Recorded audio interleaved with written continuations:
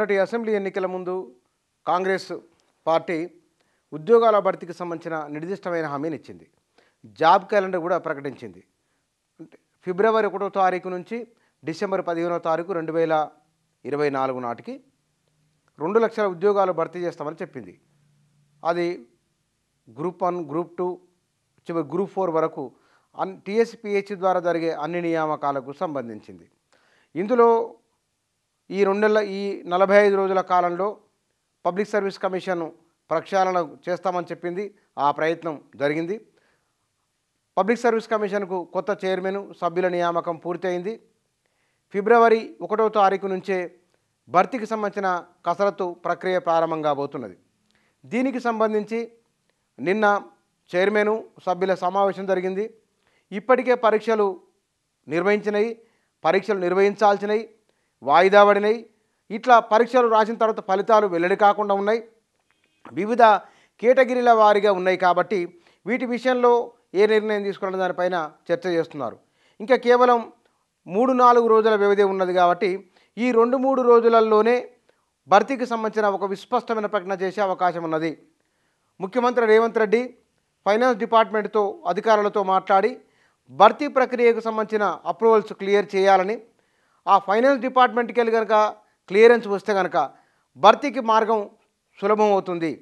దీనికి సంబంధించి ఈ ఉద్యోగాల భర్తీలో ఎవరైతే కీలక పాత్ర పోషిస్తున్నారో, ఏ డిపార్ట్మెంట్లో అయితే ఉన్నో వాళ్ళందరికీ స్పష్టమైన ఆదేశాలు ముఖ్యమంత్రి జారీ చేసిండ్రు. ఇందులో గవర్నర్ వాళ్ళు మొన్న కలవడము, నిన్ననే కొత్త చైర్మన్, సభ్యుల ప్రమాణ స్వీకారం జరగడము, వారు వెనువెంటనే విధుల్లోకి రావడము, భర్తీకి సంబంధించిన అంశాలపైన చర్చ చేయడము, ఇవన్నీ వెనువెంటనే జరిగిపోతూ ఉన్నాయి. మొత్తము 2 లక్షల ఉద్యోగాల భర్తీకి సంబంధించింది. దీంతో పాటుగా మెగా డిఎస్సి కూడా వేస్తామన్నారు ఫిబ్రవరిలోనే. మెగా డిఎస్సిలో గత ప్రభుత్వం ఎన్నికల ముందు చెప్పింది 5,000 టీచర్ పోస్టులు భర్తీ చేస్తామని. ఇప్పుడు ఈ కాంగ్రెస్ గవర్నమెంట్ అదనంగా ఒక 7,000 పోస్టులను కలుపుకొని 12,000 టీచర్ పోస్టులను భర్తీ చేయబోతున్నది ఏకకాలంలో. దానికి మెగా డిఎస్సి వేస్తామని చెప్తున్నారు. డిస్ట్రిక్ట్ సెలక్షన్ కమిటీ ఆ వ్యవహారం చూసుకుంటుంది. అయితే ఇక్కడ ఈ భర్తీకి సంబంధించిన వాటిల్లో ఇప్పటికే నోటిఫికేషన్లు విడుదలై పలు దశల్లో నిలిచిపోయిన నియామక ప్రక్రియను రీషెడ్యూల్ చేయాలని టీఎస్పీఎస్సీ భావిస్తుంది. త్వరలోనే ఈ రీషెడ్యూల్కు సంబంధించిన వివరాలను వెల్లడించాలని టీఎస్పీఎస్సీ నూతన చైర్మన్ నిర్ణయించినట్టుగా సమాచారం. వీటితో పాటుగా నిలిచిపోయిన ఉద్యోగాల భర్తీ ప్రక్రియను వీలైనంత త్వరగా ప్రారంభించాలని ప్రాథమికంగా నిర్ణయించారు. అయితే ఈ ఉద్యోగాల నియామకాలకు సంబంధించి పూర్తి షెడ్యూల్ను ఖరారు చేయాలని భావిస్తున్నారు. పలు పోస్టుల భర్తీ ప్రక్రియ వివిధ దశల్లో నిలిచిపోయిన విషయం తెలిసిందే. కొన్ని పోస్టులకు సంబంధించిన పరీక్షలను పూర్తి చేయగా మరికొన్ని పోస్టులకు సంబంధించిన ఇంకా పరీక్షలను నిర్వహించలేదు.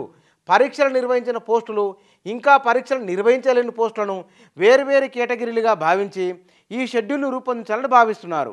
అంటే ఇప్పటికే ఆయా పోస్టుల భర్తీ కోసం జారీ చేసిన నోటిఫికేషన్లకు సంబంధించి రీషెడ్యూల్ జారీ చేయనున్నారు. ఒకవేళ ఆయా గ్రూప్ పోస్టుల్లో ఉద్యోగాల సంఖ్యను పెంచాలని భావిస్తే అనుబంధ నోటిఫికేషన్లు కూడా జారీ చేయాల్సి ఉంటుంది.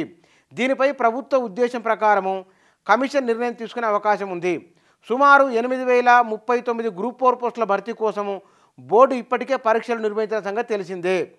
7,62,872 మంది అభ్యర్థులు పరీక్షలు రాయగా తుదికీని కూడా విడుదల చేశారు. ఈ ఫలితాల వెల్లడిపై కూడా కమిషన్ తుది నిర్ణయం తీసుకోవాల్సి ఉంది. అంటే ఇక్కడ వివిధ పోస్టుల భర్తీకి నోటిఫికేషన్లు విడుదలై పలు దశల్లో నిలిచిపోయిన నియామక ప్రక్రియను రీషెడ్యూల్ చేయాలని టీఎస్పీఎస్సీ భావిస్తున్నది. అంటే ఉద్యోగాల భర్తీకి సంబంధించింది. వాస్తవానికి 30 లక్షల మంది నిరుద్యోగులు గత ప్రభుత్వము ఓడిపోవడానికి ప్రధానమైన కారణమైనరు. కాంగ్రెస్ పార్టీ అధికారంలోకి రావడానికి కూడా ప్రధానమైన కారణాల్లో వారు ఉన్నారు. అయితే ఇక్కడ గమనించాల్సిన విషయము, రేవంత్ రెడ్డి ప్రభుత్వం కూడా వారు సరిగ్గా 3-4 రోజులైతే పోలింగ్ అనగా ఒక జాబ్ క్యాలెండర్ ప్రకటించారు. ఏ డిపార్ట్మెంట్ నుంచి ఎన్ని ఉన్నాయి, ఈ 2023-24 ఖాళీ అవుతున్న ఉద్యోగాలు ఎన్ని ఉన్నాయి, ఈ ఖాళీ అవుతున్న ఉద్యోగాలను భర్తీ ఎట్లా చేయబోతున్నాం ఇత్యాది వివరాలతో కూడిన సమాచారాన్ని మొత్తాన్ని కూడా పబ్లిక్ డొమైన్లో ఉంచింది ఎన్నికలకు ముందే.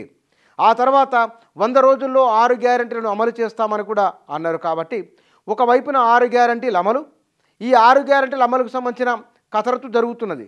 రెండోది ఈ ప్రభుత్వం ఎంత సీరియస్గా ఉంది ఈ విషయంలో చెప్పడానికి ఫైనాన్స్ డిపార్ట్మెంట్ నుంచి క్లియరెన్స్ అనేది చాలా ముఖ్యమైనది. ఆ ఫైనాన్స్ డిపార్ట్మెంట్ నుంచి కనుక క్లియరెన్స్ ఆల్రెడీ ఆ మొత్తం తీయండి, దానికి అప్రూవల్ మీరు ఇచ్చేసేయండి. ఇచ్చేస్తే కనుక భర్తీ ప్రక్రియ ఈ 3-4 రోజులలోనే, అంటే ఫిబ్రవరి మొదటి తారీఖు నాడే నోటిఫికేషన్లు పడడం లేదా ఫలితాల విడుదలకు సంబంధించింది ఈ పబ్లిక్ సర్వీస్ కమిషన్ ఏదో ఒక నిర్ణయం తీసుకుంటుంది. ఈ విషయంలో ఆగడం అనేది లేదు, ముందుకెళ్ళడమే. యూనియన్ పబ్లిక్ సర్వీస్ కమిషన్ ఎట్లయితే పనిచేస్తున్నదో తెలంగాణ పబ్లిక్ సర్వీస్ కమిషన్ కూడా అట్లాగే పనిచేయాలని ముఖ్యమంత్రి భావిస్తున్నారు.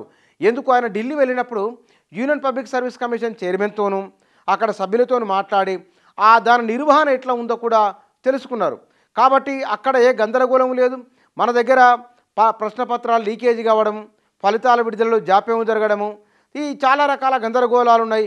కొన్ని నోటిఫికేషన్లు రాకపోవడము, వచ్చినాయి ఆగిపోవడము, సరిగ్గా ఎన్నికల నవంబరు మాసంలో ఉద్యోగాల భర్తీ ఉంటుందని చెప్తే కనుక అప్పటికే ఎన్నికల షెడ్యూల్ రావడం, ఎలక్షన్ కోడ్ ఉన్న కారణంగా భర్తీ ప్రక్రియ నిలిచిపోవడం ఇత్యాది కారణాలు ఉన్నాయి. తెలంగాణ ఉద్యమంలోనే నీళ్లు, నిధులు, నియామకాలు, ఈ నియామకాల ప్రక్రియ చాలా క్రియాశీలకమైనది. 69 ఉద్యమంలో కూడా నియామకాలకు సంబంధించిన విషయం ఉన్నది. మొన్న 2009 ఉద్యమంలో కూడా నియామకాలకు సంబంధించింది అత్యంత కీలకాంశంగా ఉన్నది. కాబట్టి ఆ నియామకాల విషయంలో కారణాలు ఏమైనా కావచ్చు, పలానా లేకపోతే కనుక ప్రభుత్వం నిజంగానే అట్లా జరుగుతాని ఎవరు అనుకోరు, మరి జరిగిపోయింది. దానికి కారణం పర్యవేక్షణ లోపమా, లేదా ప్రభుత్వం సీరియస్ దాన్ని పట్టించుకోలేదా, పట్టించుకున్నా సరే మరి జరిగినాయి పొరపాట్లు అట్లా అని అనుకోవాలన్నా, కారణాలు ఏమైనా కావచ్చు. కానీ గత ప్రభుత్వం చేసిన ఉద్యోగాల భర్తీ కంటే కూడా చేయాల్సినవి ఎక్కువ ఉన్నాయి, ఇంకా చేయాలని డిమాండే చాలా ఎక్కువ ఉన్నది. కాబట్టి ఆ డిమాండ్ నెరవేర్స్తామని కాంగ్రెస్ పార్టీ చెప్పి ఎన్నికలకు వెళ్ళింది. వెళ్ళినట్లుగానే ఫిబ్రవరి మొదటి తారీఖు నాడే, ఫిబ్రవరి మొదటి వారంలోనే 6 గ్యారంటీల అమలుకు సంబంధించి ప్రధానంగా ఉద్యోగాల భర్తీకి సంబంధించిన కసరత్తు ఆ రోజు ప్రారంభము. అది నోటిఫికేషన్ విడుదల చేస్తారా, ఫలితాలు విడుదల చేస్తారా, ఉద్యోగాల భర్తీకి సంబంధించిన జాబ్ క్యాలెండర్ ప్రకటించినట్లుగానే ఫిబ్రవరి మొదటి తారీఖు నుంచే ప్రభుత్వము ప్రజలకు ఇచ్చిన హామీని, కాంగ్రెస్ పార్టీ ఇచ్చిన హామీని, నిరుద్యోగులకు ఇచ్చిన హామీని, లక్షలాది మంది నిరుద్యోగుల కుటుంబాలు పెట్టుకున్న ఆశలను నిజం చేసే అవకాశాలు కనిపిస్తున్నాయి.